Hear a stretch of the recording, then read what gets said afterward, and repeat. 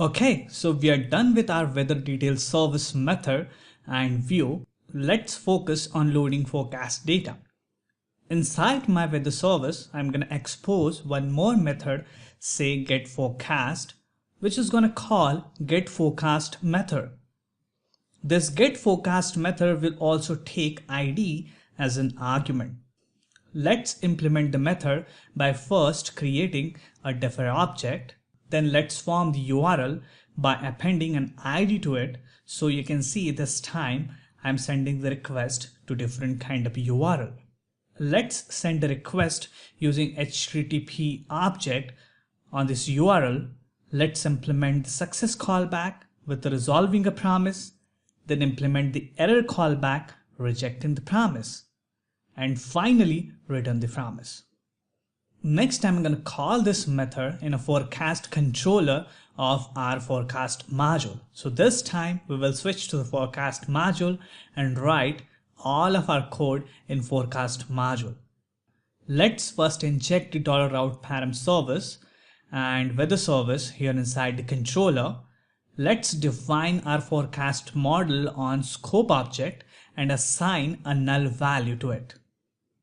Let's first check for an ID value, then a function called getForecast passing ID as an argument.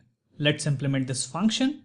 Then we will call weather service getForecast method passing ID, then a then function success callback, and assign the response to the forecast model value.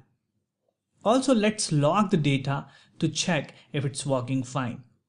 Then an error callback, logging an error. Run the application, search by entering some data, click on the city name, click on the show forecast button, and there we go. Cool. So we are getting the forecast data, and this list array actually contains all of the data we are interested in. So I'm going to use this list array and generate my forecast view. Let's open the forecast.html and I'm going to paste some HTML template here with my forecast model data embedded into it. So you can see I'm repeating through the list attribute of forecast object and generating a table of data for forecast. Let's refresh, wait for some time, and awesome. There we have forecast for the city. But again, we got a problem with date, temperature, and weather image URL.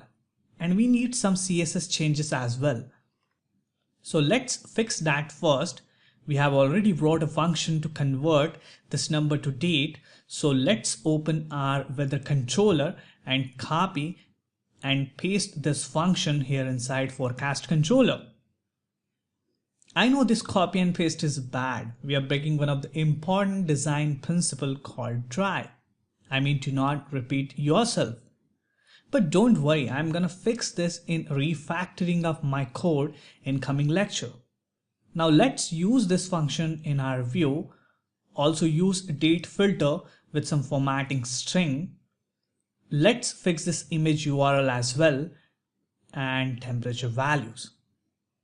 Let's create one CSS class for forecast and use it here. Refresh and everything looks fine now. Okay, so you can see I have kept some space here on the right hand side of this forecast list. That's because I want to show all of this forecast in a charting component. So let's render the same data using high charts and custom chart directive coming up next.